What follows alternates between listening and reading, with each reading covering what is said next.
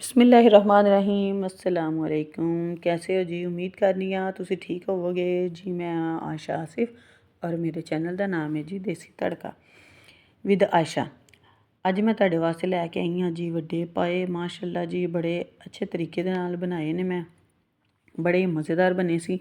और हर एक का तरीका है तो जी अपना अपना, तुसी जिस तरह मैं बनाए इस तरह बना के वेखियो, जरूर तुहानूं पसंद आएंगे जी। हर एक का अपने अपने हाथ का टेस्ट होंदा है। अगर तुसी 5 लोग भी बनाओ तो सब का ही टेस्ट अलग अलग ही होएगा, लेकिन जड़ा तुहाडी माँ दे हाथ का स्वाद है जी, वो तो जी कोई दे नहीं सकता, क्योंकि जी वो बड़े अच्छे तरीके नाल बनांदे सी, हल्की जी आंच ते बनांदे ने जी।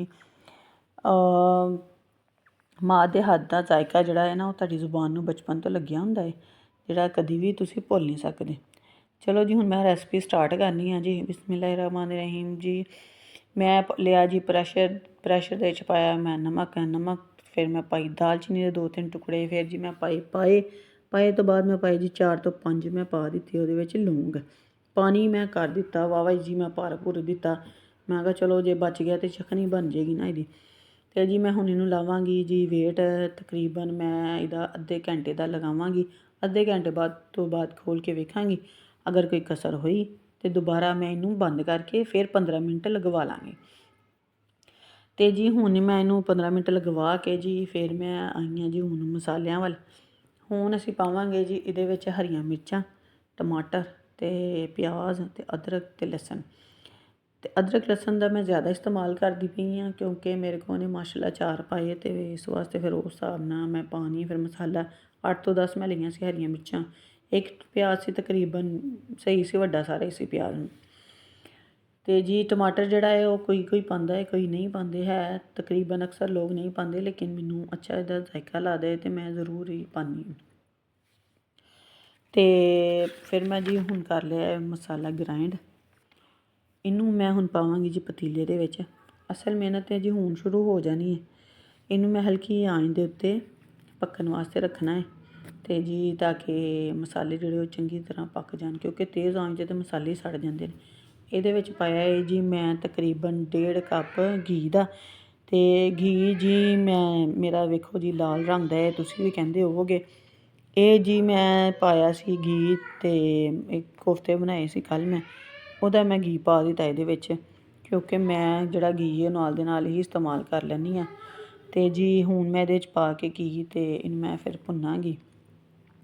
ਤੇ ਇਹਦੇ ਵਿੱਚ ਹੁਣ ਮੈਂ ਪਾਵਾਂਗੀ ਜੀ ਸੁੱਕੇ ਮਸਾਲੇ, ਜਿਹਦੇ ਵਿੱਚ ਆਏਗੇ ਜੀ ਲਾਲ ਮਿਰਚਾਂ ਨੇ 2 ਚਮਚ ਲਾਲ ਮਿਰਚਾਂ ਦੇ, 1 ਚਮਚ ਕਾਲੀ ਮਿਰਚ ਦੇ, 2 ਚਮਚ ਨੇ ਕਸ਼ਮੀਰੀ ਲਾਲ ਮਿਰਚਾਂ ਦੇ, 1 ਸੁੱਕੇ ਧਨੀਏ ਦਾ ਚਮਚ, 1 ਹਲਦੀ ਦਾ ਚਮਚ ਤੇ 1 ਹੀ ਜ਼ੀਰੇ ਦਾ ਚਮਚ ਜਿਹੜਾ ਬਰੀਕ ਕੁੱਟਿਆ ਹੋਇਆ ਹੈ। ਤੇ ਨਮਕ ਮੈਂ ਤੁਹਾਡੇ ਸਾਹਮਣੇ ਪਹਿਲੇ ਪਾ ਚੁੱਕੀ ਸਾਂ, ਉਹ ਮੈਂ ਹੁਣ ਨਹੀਂ ਪਾਇਆ। ਅਗਰ ਮੈਨੂੰ ਜ਼ਰੂਰਤ ਪਈ ਤੇ ਮੈਂ ਜ਼ਰੂਰ ਨਮਕ ਪਾ ਦਾਂਗੀ। ਹੁਣ ਇਹਨੂੰ ਮੈਂ ਜੀ ਚੰਗੀ ਤਰ੍ਹਾਂ ਭੁੰਨਣਾ ਹੈ। ਇੰਨਾ ਕੁ ਭੁੰਨਣਾ ਹੈ, ਉਦੋਂ ਤੱਕ ਮੇਰੀ ਜਾਨ ਨਹੀਂ ਛੱਡਣੀ ਜਦੋਂ ਤੱਕ ਇਹਦੇ ਵਿੱਚੋਂ ਘਿਓ ਨਾ ਨਿਕਲੇ।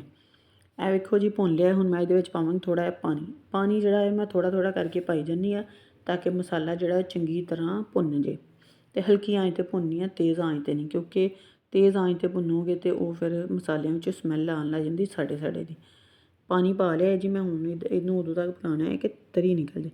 ਇਹ ਵੇਖੋ ਜੀ ਤਰੀ ਨਿਕਲ ਗਈ ਹੈ। ਮਸਾਲਾ ਮੇਰਾ ਕਾਫੀ ਅੱਛੇ ਤਰੀਕੇ ਨਾਲ ਭੁੰਨ ਗਿਆ ਅਤੇ ਅਲੱਗ ਤਰੀ ਹੋ ਗਈ ਹੈ ਅਤੇ ਮਸਾਲਾ ਅਲੱਗ ਹੋ ਗਿਆ। ਤੁਸੀਂ ਵੀ ਇੰਝ ਹੀ ਭੁੰਨਿਆ ਕਰੋ, ਫਿਰ ਵੇਖੋ ਤੁਹਾਨੂੰ ਭਾਵੇਂ ਤੁਸੀਂ ਆਲੂ ਹੀ ਸੁੱਕੇ ਪਕਾ ਲਓ, ਟੇਸਟ ਸਭ ਦਾ ਅਲੱਗ ਹੋ ਜਾਂਦਾ ਹੈ। ਅਤੇ ਮਸਾਲੇ ਅਗਰ ਸਹੀ ਤਰ੍ਹਾਂ ਭੁੰਨੇ ਹੋਣ ਨਾ ਤਾਂ ਹਰ ਚੀਜ਼ ਮਜ਼ੇਦਾਰ ਬਣ ਜਾਂਦੀ ਹੈ। ਸਾਰਾ ਹੁੰਦਾ ਹੀ ਦਾਰੋਮਦਾਰ ਮਸਾਲੇ 'ਤੇ। ਅਤੇ ਹੁਣ ਜੀ ਮੈਂ ਇਹਦੇ ਵਿੱਚ ਪਾਵਾਂਗੀ ਜੀ ਪਾਏ ਮੇਰੇ ਗਲ ਗਏ ਸੀ, ਅਤੇ ਯਖਨੀ ਸਮੇਤ ਹੀ ਮੈਂ ਇਹਦੇ ਵਿੱਚ ਪਾਏ ਪਾ ਦਿੱਤੇ ਨੇ। ਅਤੇ ਮਾਸ਼ਾਅੱਲਾ ਜੀ ਮੈਂ ਲਏ ਸੀ 4 ਪਾਏ, ਅਤੇ ਜਿਹਦੇ ਵਿੱਚ 2 ਮੈਂ ਪਾ ਦਿੱਤੇ ਨੇ ਅਤੇ 2 ਮੈਂ ਹੁਣ ਦੁਬਾਰਾ ਪਾਉਂਦੀ ਹਾਂ।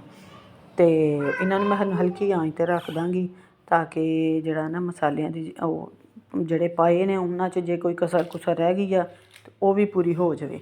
ਹਲਕੀ ਆਂਚ ਦੇ ਉੱਤੇ ਮੈਂ ਤਕਰੀਬਨ ਇਹਨਾਂ ਨੂੰ ਫਿਰ ਅੱਧੇ ਘੰਟੇ ਵਾਸਤੇ ਰੱਖ ਦਿੱਤਾ ਜੀ। ਮੈਂ ਕਿਹਾ ਚੰਗੀ ਤਰ੍ਹਾਂ ਨਮਕ ਮਿਰਚਾਂ ਦੇ ਮਸੂਲੇ ਜਿਹੜੇ ਨੇ ਜੀ ਉਹ ਇਹਨਾਂ 'ਚ ਪਾਇਆਂ ਵਿੱਚ ਰਚ ਜੇ। ਅਤੇ ਇਹਨੂੰ ਮੈਂ ਹੁਣ ਰੱਖਾਂਗੀ ਜੀ ਅੱਧੇ ਘੰਟੇ ਵਾਸਤੇ ਇਹਨੂੰ ਬੰਦ ਕਰਕੇ। ਅਤੇ ਫਿਰ ਮੈਂ ਇਹਦਾ ਮੈਂ ਸ਼ੋਰਾ ਘਟਾਉਣਾ ਹੈ ਜੀ, ਕਿਉਂਕਿ ਸਾਡੇ ਘਰ ਵਾਲਿਆਂ ਨੂੰ ਸ਼ੋਰਬਾ ਇੰਨਾ ਨਹੀਂ ਪਸੰਦ। ਉਹ ਕਹਿੰਦੇ ਜੀ ਹਲਕਾ ਜਿਹੜਾ ਹੈ ਉਹ ਸ਼ੋਰਬਾ ਹੋਣਾ ਚਾਹੀਦਾ, ਜ਼ਿਆਦਾ ਸ਼ੋਰਬਾ ਨਹੀਂ। ਤੇ ਜੀ ਹੁਣ ਮੈਂ ਇਹਨੂੰ ਕਰ ਦਾਂਗੀ ਕਵਰ ਕਰਕੇ ਜੀ ਫਿਰ ਮੈਂ ਇਹਨੂੰ ਵੇਖਾਂਗੀ ਦੁਬਾਰਾ। ਤਕਰੀਬਨ ਪਾਣੀ ਜਿਹੜਾ ਇੰਨਾ ਕੁ ਮੈਂ ਇਹਦੇ ਵਿੱਚ ਯਖਨੀ ਦੀ ਇੰਨੀ ਕੁ ਰੱਖਣੀ ਹੈ ਤੇ ਕਿ ਤਾਂ ਕਿ ਬਸ ਰੋਟੀ ਖਾਈ ਜਾ ਸਕੇ। ਜਿਹੜਾ ਪੀਣ ਪੂਣ ਵਾਲਾ ਸਿਸਟਮ ਹੈ ਉਹ ਨਹੀਂ। ਉਹ ਵੀ ਮੈਂ ਬਣਾ ਲੈਂਦੀ ਹਾਂ ਸ਼ੋਰਬੇ ਵਾਲੇ ਵੀ, ਜ਼ਿਆਦਾ ਸਰਦੀ ਵਿੱਚ ਬਣਾਉਂਦੀ ਹਾਂ ਤਾਂ ਕਿ ਜਿਹੜਾ ਨਾ ਉਹ ਸਰਦੀ ਦੀ ਵਜ੍ਹਾ ਤੋਂ ਫਿਰ ਸ਼ੋਰਬਾ ਪੀਂਦੇ ਨੇ, ਸੂਪ ਪੀਂਦੇ ਨੇ ਸਾਡੇ ਘਰ ਵਾਲੇ, ਉਹ ਫਿਰ ਪੀ ਲੈਂਦੇ ਨੇ। ਇਹ ਦੇਖੋ ਜੀ ਹੁਣ ਤਕਰੀਬਨ ਅੱਧਾ ਪਾਣੀ ਖੁਸ਼ਕ ਹੋ ਗਿਆ, ਅੱਧਾ ਪਾਣੀ ਜਿਹੜਾ ਰਹਿ ਗਿਆ ਇਹਨੂੰ ਹੁਣ ਮੈਂ ਦੇਖੋ ਇਹ ਜਿਹੜੀ ਕਸਰ ਰਹਿ ਗਈ ਸੀ ਨਾ ਉਹ ਵੀ ਪੂਰੀ ਹੋ ਗਈ ਹੈ। ਦੇਖੋ ਹੱਡੀਆਂ ਲੈਦਾ ਹੋ ਗਈਆਂ ਨੇ, ਮਾਸ ਲੈਦਾ ਹੋ ਗਿਆ। ਇਹਨੂੰ ਇਹਦੇ ਵਿੱਚ ਪਾਇਆ ਜੀ ਮੈਂ ਹੁਣ ਗਰਮ ਮਸਾਲਾ ਮੈਂ ਆਪ ਆਪਣਾ ਘਰ ਦਾ ਬਣਾਉਂਦੀ ਹਾਂ, ਤਿਆਰ ਕਰਨੀ ਹਾਂ ਅਤੇ ਉਹਦੀ ਵੀ ਰੈਸਪੀ ਤੁਹਾਡੇ ਨਾਲ ਜ਼ਰੂਰ ਇਨਸ਼ਾਅੱਲਾ ਸ਼ੇਅਰ ਕਰਾਂਗੀ। ਫਿਰ ਇਹਦੇ ਵਿੱਚ ਉੱਤੇ ਸੁੱਟਿਆ ਜੀ ਮੈਂ ਧਨੀਏ ਤੋਂ ਬਗੈਰ ਤਾਂ ਫਿਰ ਹਾਂਡੀ ਲੱਗਦੀ ਨਹੀਂ ਜੀ। ਇਹਦੇ ਨਾਲ ਤਾਂ ਨਿਖਾਰ ਜਿਹਾ ਹੀ ਆ ਜਾਂਦਾ ਹਾਂਡੀ ਵਿੱਚ। ਜੀ ਤੁਸੀਂ ਬਣਾਇਓ, ਜ਼ਰੂਰ ਬਣਾਉਣਾ ਜੇ ਅਤੇ ਦੂਸਰਿਆਂ ਨੂੰ ਵੀ ਖਵਾਇਓ, ਆਪ ਵੀ ਖਾਇਓ ਅਤੇ ਆਪਣੇ ਰਿਸ਼ਤੇਦਾਰਾਂ ਨੂੰ ਵੀ ਭੇਜੋ ਅਤੇ ਮੇਰੀ ਰੈਸਪੀ ਨੂੰ ਜ਼ਰੂਰ ਸ਼ੇਅਰ ਕਰਿਓ ਅਤੇ ਕਮੈਂਟ ਜ਼ਰੂਰ ਕਰਕੇ ਦੱਸਣਾ ਹੈ ਕੈਸੀ ਬਣੀ ਹੈ ਕੈਸੀ ਨਹੀਂ ਬਣੀ।